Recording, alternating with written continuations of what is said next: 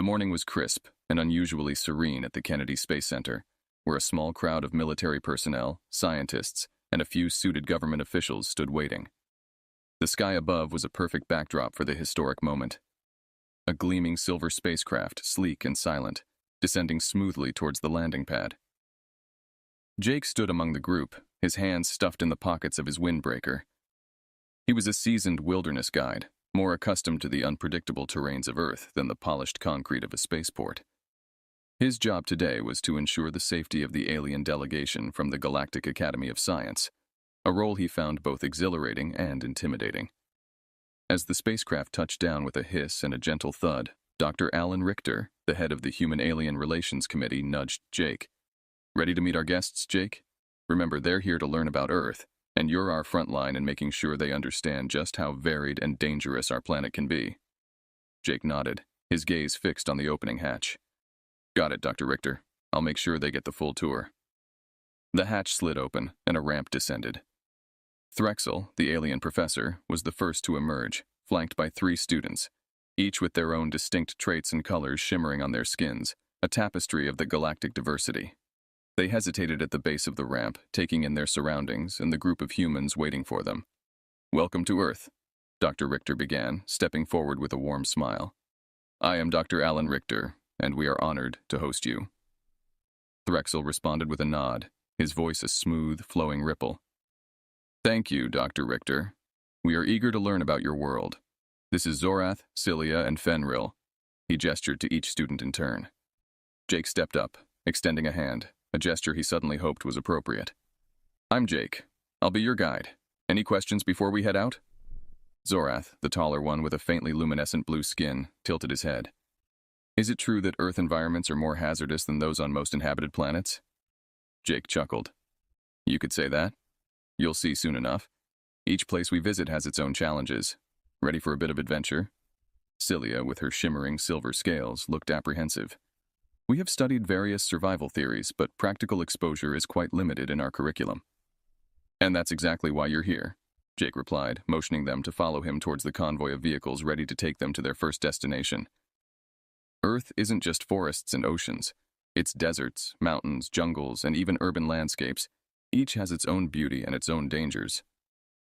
As they walked, Fenril, who sported vibrant green skin, seemed curious. "What will be our first encounter?" "The Everglades," Jake said with a knowing smile. "A vast network of wetlands known for its rich biodiversity. And alligators." "Alligators?" Zorath echoed with a mixture of intrigue and concern. "Yeah, wait till you meet them. They're pretty much living dinosaurs," Jake explained. "But don't worry, you'll be safe with me. I've dealt with them more times than I can count." As the group settled into the vehicles, Dr. Richter leaned over to Jake. "Keep them safe. But let them see the real Earth, Jake.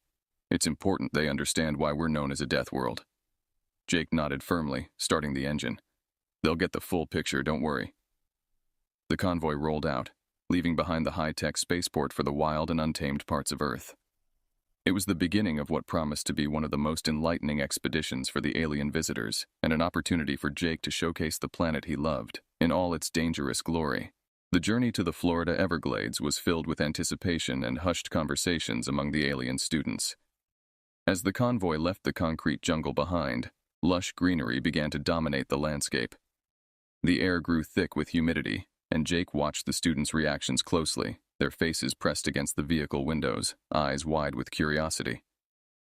"Welcome to the Everglades," Jake announced as they arrived at their destination, stepping out into the muggy air that enveloped the marshlands.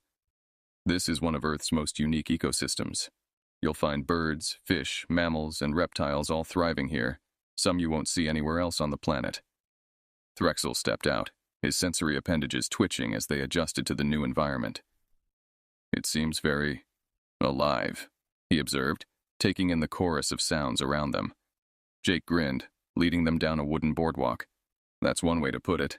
Keep your eyes peeled and stay close. The wildlife here isn't always as friendly as it seems." As they walked, Jake pointed out various plants and birds, explaining their roles in the ecosystem.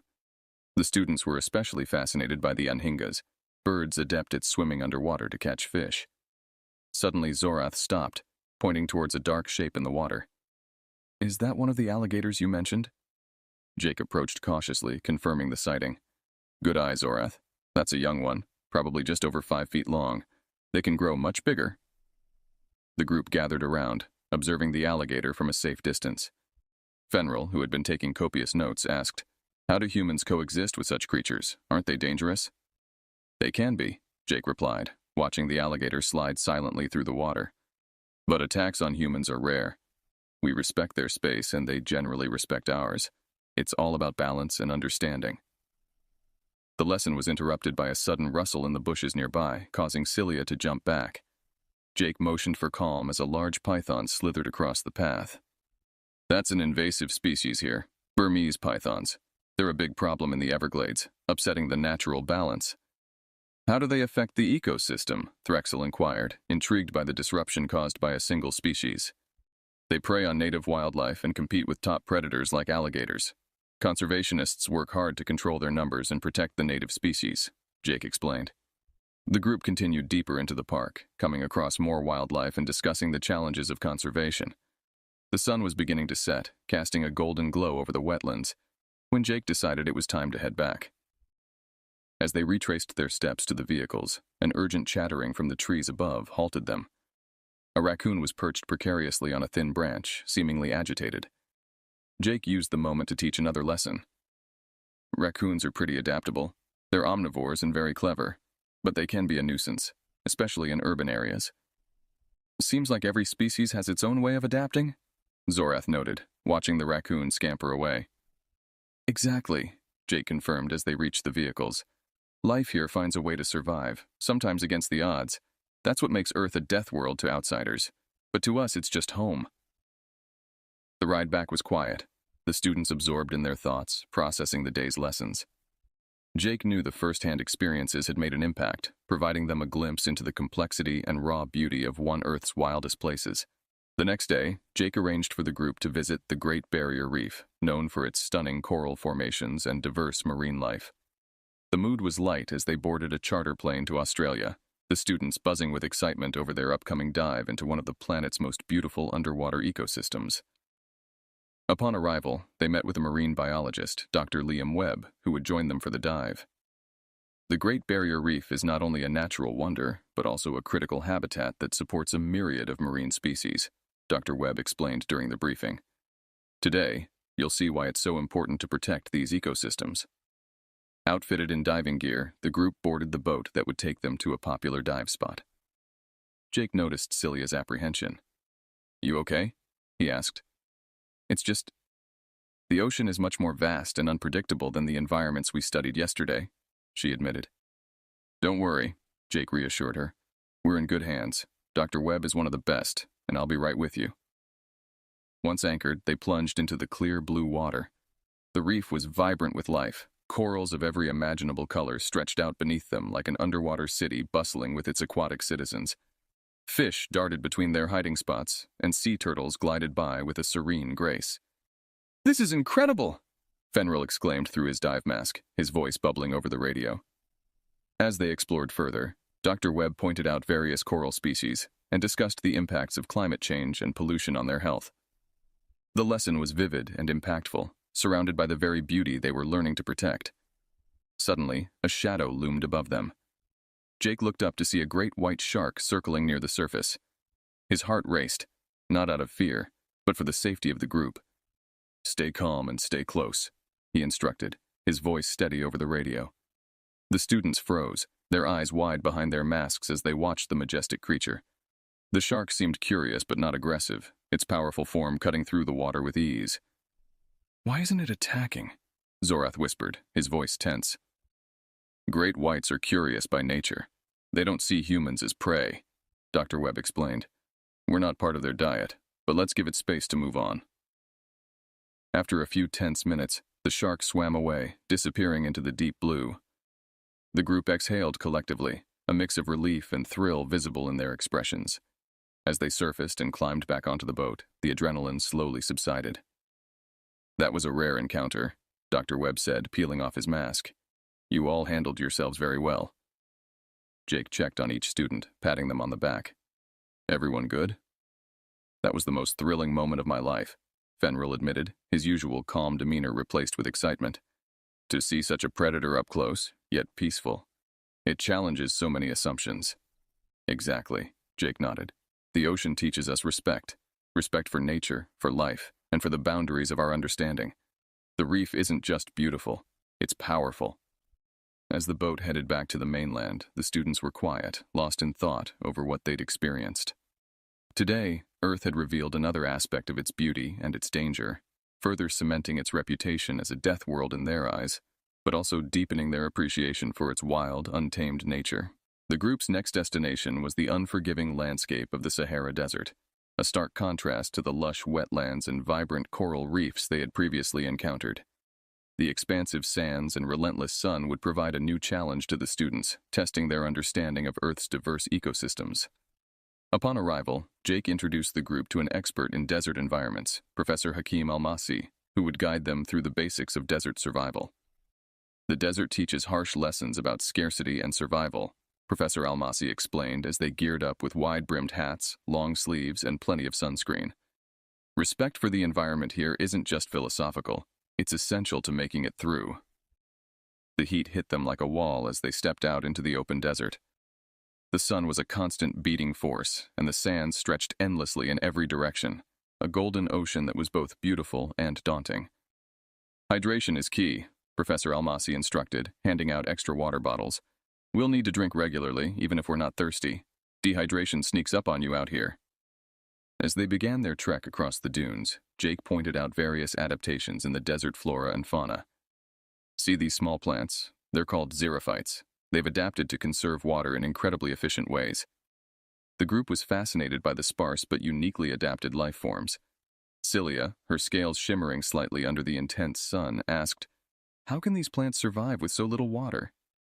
"It's all about adaptation," Professor Almasi answered. "They minimize water loss by having reduced leaf surfaces and waxy coatings. Some even store water in their stems or roots." As the day progressed, the temperature soared. Jake noticed Fenrir lagging slightly, his green skin darkening with the heat. "Everyone, let's take a break," he called out. They found a small shade under a large rock formation and settled down to rest. "This is nothing like the controlled environments we're used to," Fenrir admitted, accepting a water bottle from Jake. "Yeah, Earth doesn't do controlled," Jake replied with a chuckle. "But there's beauty in the challenge. Each environment teaches us something about resilience and survival." Later, as they set up camp for the night, Professor Almasi showed them how to create a makeshift shelter using their survival blankets and the natural contours of the terrain. In the desert, the temperature can drop drastically at night. Staying warm is just as important as staying cool during the day. That night, under a sky bursting with stars, the students gathered around a small, carefully managed fire. "The desert seems so desolate during the day, yet it feels entirely different at night," Zorath observed, looking up at the Milky Way sprawling above them. "It's a place of extremes," Jake agreed, adding a log to the fire. "Extreme heat, extreme cold, but also extreme beauty and silence. It makes you appreciate the small things, a shade, a cool breeze, a sip of water. These are the luxuries out here." The lesson of the Sahara was clear. Survival depended on adaptation, preparation, and respect for the environment. As they drifted to sleep, the sounds of the desert night whispered around them, a testament to the hidden vitality of this harsh landscape. The Sahara, with all its challenges, had deepened their understanding of Earth's complexities and the tenacity required to thrive on a death world. After conquering the extreme conditions of the Sahara, the next challenge for the alien students was the daunting heights of the Himalayas. Jake arranged for their group to meet with a seasoned mountaineer, Tenzin Sherpa, who would guide them through the high-altitude terrain and teach them about the unique ecosystems found at these elevations. Upon arriving in Nepal, the group was immediately struck by the stark contrast between the desert's dry expanse and the lush, rugged landscapes of the Himalayas. The air was thinner and cooler, a welcome relief after the intense heat of the Sahara. "The mountains are not forgiving," Tenzin warned as they prepared their gear for the ascent. "Altitude sickness can affect anyone, regardless of their physical condition. We must ascend slowly and acclimatize as we go." As they trekked up the narrow paths, Jake pointed out the changing vegetation zones, from dense forests at lower elevations to alpine meadows higher up. "The biodiversity here shifts dramatically as we climb," Jake explained. Each zone supports a different set of life forms, all adapted to the cold and lack of oxygen. The group paused at a vantage point, overlooking a valley with a river cutting through it like a ribbon. Humans have lived in these areas for thousands of years, Tenzin shared, pointing to a distant village. They've developed unique cultures and ways of life that are intimately connected with the mountain environment. As they moved higher, the air grew colder and the wind sharper. Zorath struggled to keep pace, his breath visible in the frigid air. "The cold is biting," he commented, his voice thin in the thin air. "It's another aspect of survival," Jake replied, adjusting his scarf. "Out here, you learn to respect the elements and prepare for rapid changes in weather." Their path soon became rocky, and ice patches made the trek increasingly hazardous. Tenzin instructed everyone on how to use their ice axes and crampons. "Grip the terrain firmly. Every step must be deliberate and secure," he cautioned. As they approached the base camp, a sudden snow flurry enveloped them, reducing visibility to a few meters. The team huddled close, relying on Tenzin's expertise and their navigational gear to find their way. Fenrir, usually unflappable, looked around with wide eyes. "I never realized how quickly conditions could change in the mountains," he admitted. "This is why the mountains are one of Earth's greatest teachers," Jake said once they reached the safety of the camp. "They remind us of our limitations and teach us about preparation and perseverance." That evening, as they warmed themselves with hot tea in the camp's mess tent, Celia reflected on the day's experiences. The diversity of Earth's environments is astonishing. From oceans and deserts to these massive mountains, each presents unique challenges. "Yes," Tenzin agreed, joining them at the table. "And each environment, in its own way, is a custodian of life. The mountains, harsh as they may seem, are home to communities of plants, animals, and humans who've found their rhythm with nature." As the night deepened and the temperatures dropped further, the group felt a profound connection to the Earth and its myriad landscapes. Tomorrow, they would descend, taking with them lessons on the resilience required to exist in one of the most beautiful, yet challenging places on the planet. After experiencing the harsh elements of Earth's natural environments, Jake decided it was time for the alien students to witness the complexity of human civilization. They traveled next to New York City, a bustling metropolis known for its towering skyscrapers and diverse population. This would be their first exposure to Earth's urban ecosystems. Upon arrival, the group was immediately overwhelmed by the sights and sounds of the city. Cars honked incessantly, crowds of people flowed down the sidewalks, and towering buildings blocked the sun, creating a labyrinth of shadowed streets. "This," Jake announced as they stood at the edge of Times Square, "is a different kind of jungle. Here, humans have created their own environment, which comes with its own set of survival rules." Threxel, his sensory appendages flickering with the overload of new stimuli, turned to Jake. "It is very vibrant. But where does nature fit into this landscape?" "Good question," Jake replied. "Let's find out." He led them on a walking tour, pointing out small patches of greenery, parks, and rooftop gardens that dotted the cityscape. These are like oases in the desert. They offer respite and a touch of nature amidst the concrete. As the group delved deeper into the city, Jake introduced them to a local community leader, Maria, who was involved in urban renewal projects. "Our work focuses on creating sustainable living spaces within the city," Maria explained. "We incorporate green technologies and try to enhance biodiversity even in these urban settings." The students listened intently as Maria discussed the challenges of maintaining these projects amidst economic pressures and urban development. The concept of urban ecology fascinated them, especially the efforts to balance human needs with environmental sustainability. Later, the group visited a police station where they learned about another aspect of urban survival: security.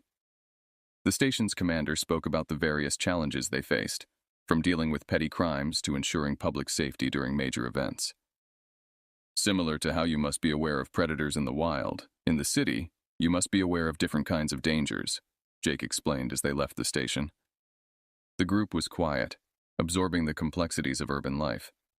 Their next stop was a local market, where the cultural diversity of the city was on full display. Stalls brimming with foods from around the world, vibrant fabrics, and diverse languages filled the air. "Each of these vendors represents a thread in the fabric of this city," Jake said. "Each one has a story of how they or their ancestors came to be here, much like the plants and animals we've seen adapting to their environments." As evening approached, They witnessed a heated argument between two motorists, which escalated until a police officer intervened. The incident sparked a discussion about conflict and cooperation within densely populated areas.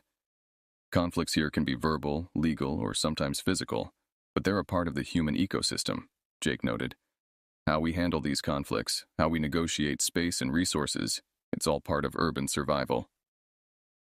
As the day ended, the group gathered in a quiet park, reflecting on their day in the urban jungle. Zorath, thoughtful, spoke up. It's overwhelming, yet there's a rhythm to it, a method to the madness. It's not just about survival, it's about coexistence. Jake nodded. Exactly. Living in a city like this teaches you resilience, but also compassion and cooperation. It's about finding balance in chaos. That night, back at their hotel, the students journaled about their experiences, each drawing parallels between the natural world and the human-made one, realizing that survival skills were universal, albeit adapted to different environments. After their exploration of urban complexities, Jake decided it was crucial for the alien students to understand another challenging aspect of human nature: conflict. Despite initial reservations, he chose to take them to a region recently stabilized after years of conflict. It was a risky move, but he believed that witnessing the aftermath and ongoing peace efforts would provide a profound learning experience. Arriving in a small, recovering town in Eastern Europe, the group was met by a local NGO worker, Anna, who specialized in conflict resolution and community rebuilding. This area has seen significant turmoil, but it's also a place of strong community bonds and resilience, Anna explained, guiding them through streets lined with buildings scarred by the conflict. As they walked, Anna pointed out various reconstruction projects. See these buildings? Local and international efforts are helping restore them. But it's not just about rebuilding structures, it's about healing communities. The group visited a local school where children of various backgrounds played together. The school principal, Mr. Petrov, spoke about the importance of education in fostering understanding and peace. Teaching these kids about respect, cooperation, and diversity is essential for preventing future conflicts, he told them. Threxel, deeply moved by the children's laughter and resilience, asked, "How do you teach such young minds about peace in a place with a history of violence?" "It's about showing them alternatives," Mr. Petrov responded, "giving them space to interact, learn from each other, and build friendships across divides. It's challenging, but crucial." Later, the group sat down with a few local leaders and former combatants who shared their experiences. One of them, a former soldier named Ivan, discussed his journey from soldier to peace advocate. "I once held a gun with the belief that I was protecting my home. Now, I believe true protection comes from building bridges, not barriers," Ivan shared. Jake used this moment to draw a parallel for his students. Just as we've seen animals adapt to their environments, humans adapt to social and political climates. Sometimes those adaptations lead to conflict, but they can also lead to peace and cooperation. The discussion was a somber one, with students asking thoughtful questions about the causes of conflicts and the processes of reconciliation. As they left the meeting, Fenrir looked back at the group, his expression thoughtful. "It's complex," he remarked.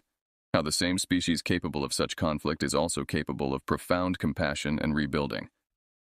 As they prepared to leave the town, the group was unexpectedly caught in a peaceful but passionate demonstration. The locals were advocating for more support from the government. Jake and the students watched as chants filled the air, banners waved, and speeches called for unity and progress. "Such gatherings," Anna explained, "are part of our democratic process. They're a way for people to express their needs and hopes. It's another form of survival, ensuring that voices are heard and respected." That night, back in their lodgings, Jake held a debriefing session. "Today, you saw the complexities of human nature. Just like the natural environments we've studied, human societies have their ecosystems. They can be just as delicate, just as prone to disturbances, and just as capable of regeneration." The students nodded, each processing the day's lessons in their own way. They had seen Earth's capacity for conflict, but also its profound potential for peace and recovery. This experience, challenging and intense, had given them a deeper understanding of humanity's place on the planet. A species continually adapting not just to the physical world, but to the moral and social landscapes they create. As the alien students prepared for their departure from Earth, their final day was spent at a quiet retreat outside the bustling city, where they had first encountered the human urban environment. Here, surrounded by serene landscapes and the soft murmur of a nearby stream, they gathered with Jake and their academic advisor, Threxel, to reflect on their intense and enlightening journey across Earth's diverse and often harsh environments. Threxel opened the discussion, his tone contemplative. Our time on Earth has been an invaluable learning experience. We've seen your planet's beauties and dangers, its complexities and contradictions. We came seeking knowledge about a death world, but we leave with a deeper understanding of not just the planet, but its dominant species, humans. Jake listened, nodding appreciatively. It's been a privilege to show you all aspects of my world. From the natural wonders of the Amazon and the Sahara to the great heights of the Himalayas and the depths of human conflict and cooperation in the urban and post-conflict settings. Each student shared their personal insights. Fenril, who had been particularly moved by the diversity of life forms and human cultures, spoke up. I've learned that adaptability isn't just a survival strategy for non-human life. Humans adapt their environments to extremes, sometimes to their detriment, but often with remarkable ingenuity and resilience. Cilia, who had initially been apprehensive about the dangers of Earth, reflected on her growth. I was frightened by the harshness of your environments, but now I see how these challenges have shaped strong, compassionate individuals and communities. The balance you maintain between survival and preservation is compelling. Zorath, the group's unofficial scribe, had meticulously documented each visit. My reports will highlight Earth's dual nature, its capacity for danger, and its unparalleled beauty. Our people will be fascinated by how closely intertwined life and death are on this planet. As the sun began to set, casting a golden glow over the tranquil scene, Jake took a moment to impart a final thought. This planet, with all its imperfections and challenges, is a testament to the life it supports. Each system, each creature, and every human has adapted to make the most of what Earth offers, sometimes taking too much, but often giving back a great deal. Threxel nodded, his eyes reflecting the fading light. This visit will change our perspective on not only how we view death worlds, but also how we approach the study of life and culture in the universe. Earth is a prime example of survival against the odds, but also of thriving amidst adversity. As the group packed up to leave, emotional farewells were exchanged. Jake shook hands with each student, feeling a mix of pride and sadness. Remember what you've learned here, and use it to inform and inspire others. With their spacecraft waiting, the students boarded, turning back for a final wave. As the engines began to hum, signaling their imminent departure, Jake stood back, his mission accomplished. He had not only educated these future leaders about Earth's dangers, but had also shown them the beauty of its resilience and the depth of its spirit. Watching the spacecraft lift off, Jake felt a profound connection to everything he had shared. Earth, with all its deadly labels, was indeed a place of immense learning and growth. He hoped the lessons carried by the students would resonate across galaxies, spreading a message of respect and understanding for all life forms, wherever they may exist.